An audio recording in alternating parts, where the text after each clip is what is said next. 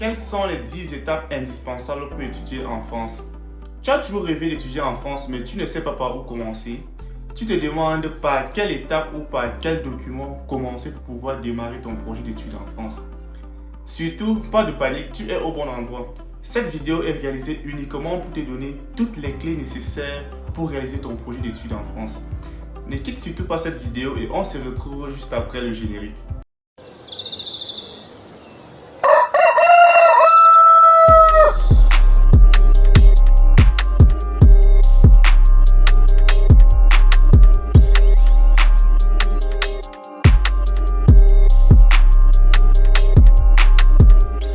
Salut à toi et bienvenue sur All I Home.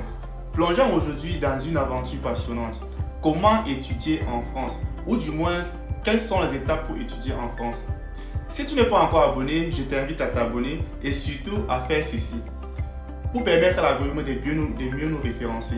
N'oublie pas aussi d'activer la cloche de notification pour ne pas manquer nos prochaines vidéos. Si tu as toujours rêvé de goûter au croissant français, de te filmer à la Tour Eiffel et de réaliser ton rêve de benguis comme on le dit chez nous au Cameroun. Et tout cela en poursuivant tes études dans des prestigieuses universités en France. Reste avec moi jusqu'à la fin de cette vidéo, tu ne seras pas déçu. Dans cette vidéo, je vais te guider étape par étape à travers des démarches essentielles pour préparer ton départ pour la France. Étape par étape, je te dirai ce qu'il y a lieu de faire et la durée nécessaire pour chaque étape dans ta procédure d'études en France. Commençons à présent par l'étape 0. Allez, c'est parti. L'étape 0 sera le préambule. Avant de commencer l'aventure, il y a une étape 0.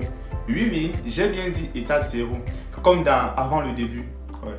À cette étape, tu dois te poser les bonnes questions parce que la suite de ton projet en dépendra. Tu peux te poser des questions comme: pourquoi est-ce que je veux étudier en France ou bien à l'étranger? Est-ce que j'ai les moyens financiers et le niveau linguistique requis pour étudier à l'étranger? Est-ce que c'est un bon investissement pour mon avenir à court, moyen ou à long terme? Voilà quelques questions à se poser avant de commencer.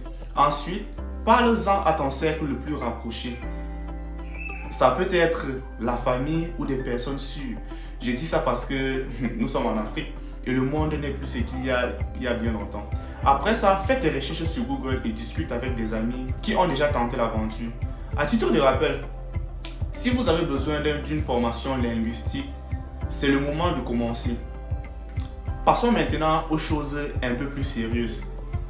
Est-ce que tu es prêt à faire le grand saut? Alors, voyons en quoi consiste la première étape.